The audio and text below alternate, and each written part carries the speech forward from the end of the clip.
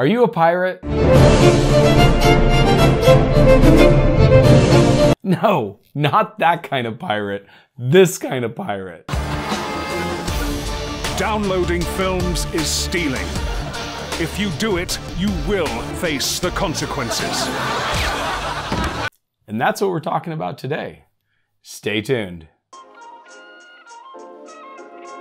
This is a video that I've wanted to do for a long time. I'm not sure why I haven't, but every time I get an email from Netflix telling me about their latest price hike, I think about doing this video. It seems to be happening quite often, to be honest with you. Wasn't there just a Netflix price hike a few months ago? It's honestly starting to get really hard to keep up with them. Then the other day, Rossmann beat me to the punch and released a video on essentially the same topic. His video was great, and I'll link it in the description below. I highly recommend you check it out if you haven't already.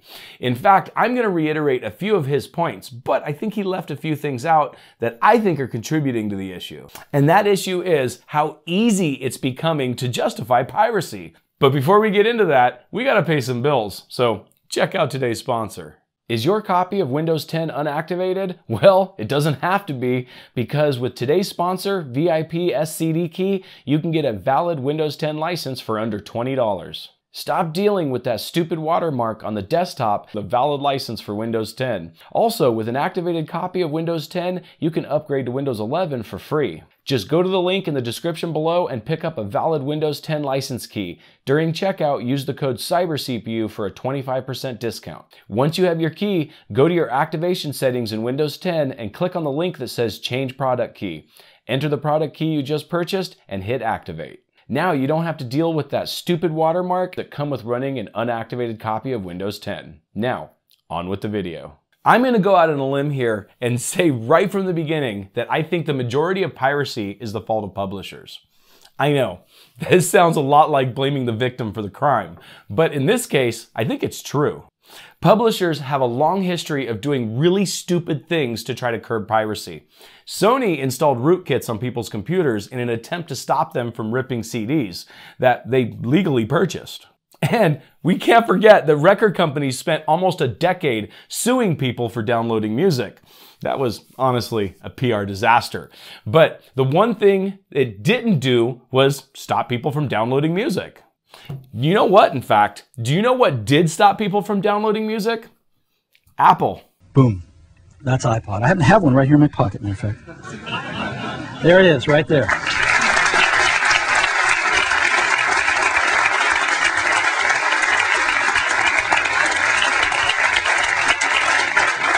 So, this amazing little device holds 1,000 songs, and it goes right in my pocket.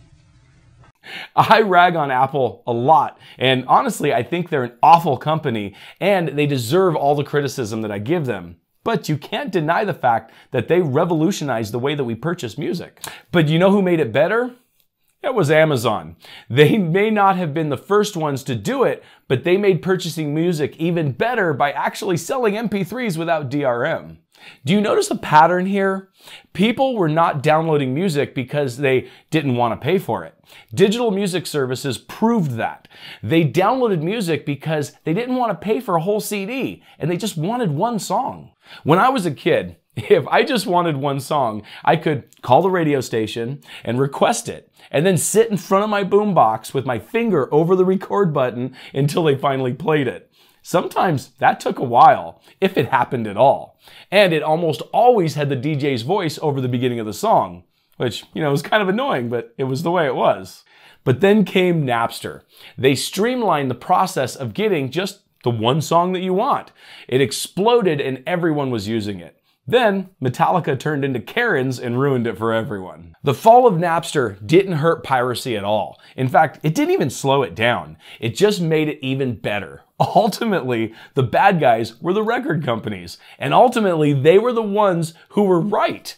They just went about handling it the wrong way. What made piracy popular was the convenience of being able to get whatever media you wanted without the BS.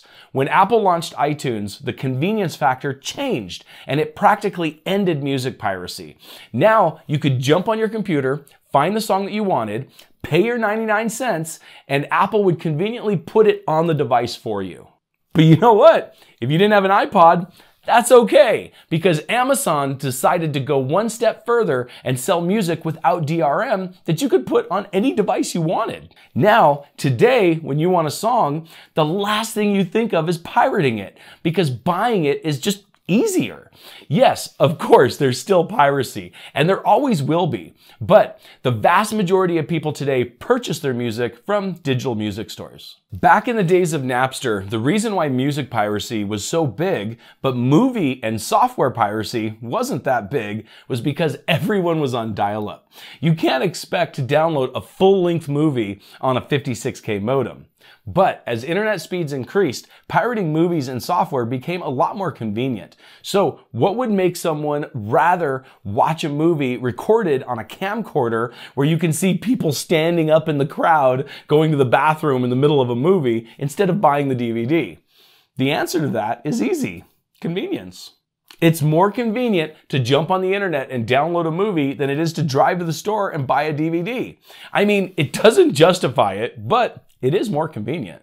This started to become just as big of a problem as Napster was to the music industry. That was until Netflix. Netflix was to the movie industry what Apple was to the music industry. They made it more convenient to pay for movies than steal them. However, Netflix has never been perfect. For instance, Netflix started their streaming service in 2007, but it wasn't available on Linux or even alternative browsers like Chrome and Firefox until 2014. But regardless of their faults, they did take a major chunk out of movie piracy. But unfortunately, that piracy is making a resurgence. This is because the entire industry is becoming fragmented.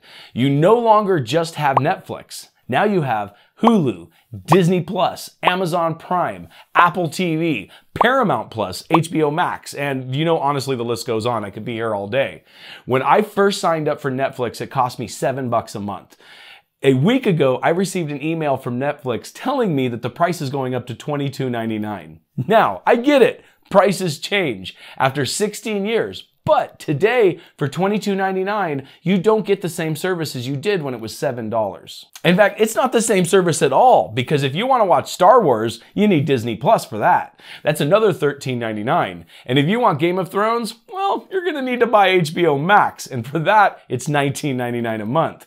I shut off my cable years ago, and to be honest with you, it's been so long that I don't even remember what year it was, but it's been a while. The reason I shut my cable off was because I was paying $80 a month and I was only watching a few shows that were available on Netflix for $7 a month. However, now it costs more than cable to have all the different streaming services, and you don't even get the benefit of a standardized interface. This is leading to more and more people just downloading the content they want from a BitTorrent site and using a program like Plex to watch it on their devices. Ultimately, it's not even about the money, but it's about the convenience. It's starting to become more convenient to pirate content than to pay for it. I mean, seriously though, think about it for a minute. Plex can categorize thousands of pirated movies and TV shows, and you just sit on your couch, go through the unified interface, and just pick what you want to watch and push play. The reason why piracy is winning is because piracy is easier and more convenient. Ultimately, it has nothing to do with money. Well, to some people, it might have to do with money, but for the vast majority of people, we are willing to pay for content. It's just easier to steal it. Now, I just want to say really quick, and I should have probably put this at the beginning of the video, I am not advocating for people pirating content. I'm just explaining why it's becoming common and why people are justifying it. And this finally brings me to software piracy. Through the history of music and movie piracy, we've also had software piracy. Actually, lots of game piracy, but probably an equal amount of Microsoft Office and Adobe Photoshop. And of course, the most pirated of all, Windows. Now, software piracy has always been dealt with differently than media piracy. I don't recall software companies suing their customers, or at least their would-be customers, for pirating software. But there have been lots of instances of pirated software being sabotaged by the publisher. There's lots of humorous examples of this, like in The Sims 4. When you get naked in the game, it pixelates the character model so that you don't see any inappropriate body parts. But if you're using a pirated version of the game, then you remain pixelated after you put your clothes on, and then the entire map becomes pixelated over time. Now, I'm sorry, but that's just hilarious. I think software publishers have all the right in the world to sabotage their software as a way to fight piracy. There's even been many instances where games will throw up random errors only for people who are pirating the game. So when those people go on social media forums and things of that nature to try to fix those random errors, they get exposed as pirates. Now, I seriously think these methods are just hilarious and a great way to get people to buy your game. However, where the problem comes in is when the game publisher makes the experience for legitimate users worse than for pirates. There's countless examples of this. Like, have you ever had activation problems in Windows before? Do you know who doesn't have activation problems? Yeah, pirates. In fact, the vast majority of anti-piracy technology is only burdensome to legitimate paid users of the software. Do you know who doesn't have to create a Rockstar account and install the Rockstar launcher to play GTA 5 or any other Rockstar game? Yep, you guessed it again. That would be pirates. Going back to Louis Rossmann's video, lots of companies do ridiculous things to their paying customers that pirates don't have to deal with. Like Netflix will only play at 720p in a browser. So when I'm watching Netflix on my 1440p ultra-wide monitor, that I have to watch it at 720p, even though I'm paying $23.99 for a 4K stream, I shouldn't have to say this again, but guess who can play 4K streams on any device they want without restrictions? Yeah, that would be pirates. While this tactic of piracy hasn't been used in the music and movie industry like the example I just mentioned, it pretty much dominates the software industry. Practically every program you get has to be activated or requires a user account that you will never use again until you have to reinstall the software at a later date. While people who pirate the software don't have to worry about any of that. Now, to the credit of the gaming industry, specifically Valve, we have Steam, which I have to say, I believe has curbed the majority of PC game piracy. I have to admit that I have pirated a lot of games in the past, but I can honestly say that I haven't pirated a single PC game since Steam.